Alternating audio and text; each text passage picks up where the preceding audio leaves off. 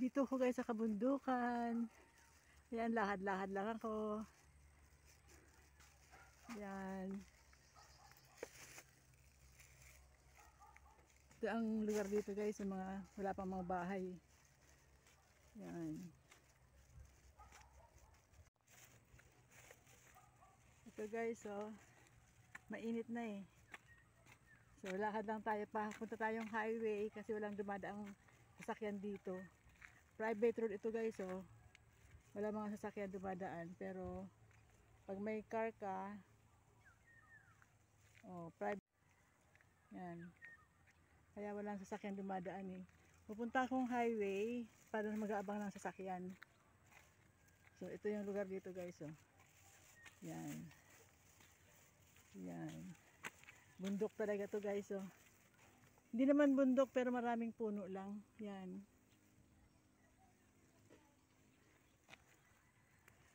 Yan, maraming puno, oh. Ito guys, nilalakaran ko, oh. Maraming puno. Ito. Pupunta akong highway.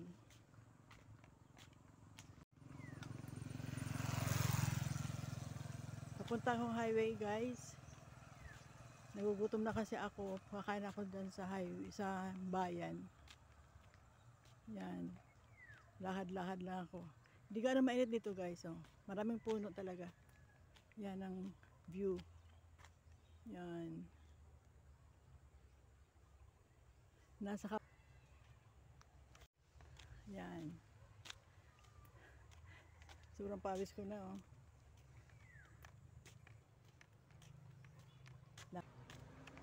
Yan. May mga dumadaan ng mga private cars dito. Yan. Yan ang view dito guys, oh. Mapresko dito, oh. Ang sarap mamuhay dito guys talaga sa probinsya. Yan. Ang dami. Malapit na ako sa highway. Mag-aabang na lang ako ng tri-bike doon sa highway guys, para makapunta akong bayan.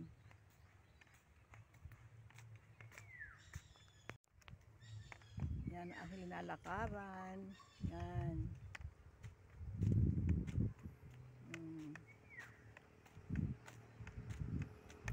Ganda.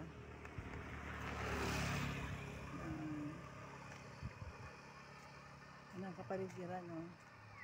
Oh, ganda. Sa bundok. Ganda. Yan guys, oh. Ang tahimik. May mga bahay naman dito. Ayan, napakita ko sa inyo mga. May mga bahay naman dito. Ayan, may bahay doon. Kaya lang, hindi tabi-tabi. Ayan, may bahay dyan, oh. Ayan. Ito. Ayan, highway. Doon ako manggaling sa dulo guys, oh. Ayan. Nakakalahati ko na yung dinadaanan ko papuntang highway.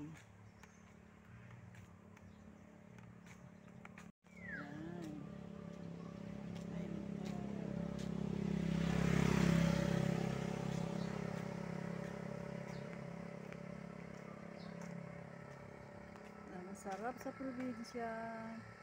Ang daming buko. Yan.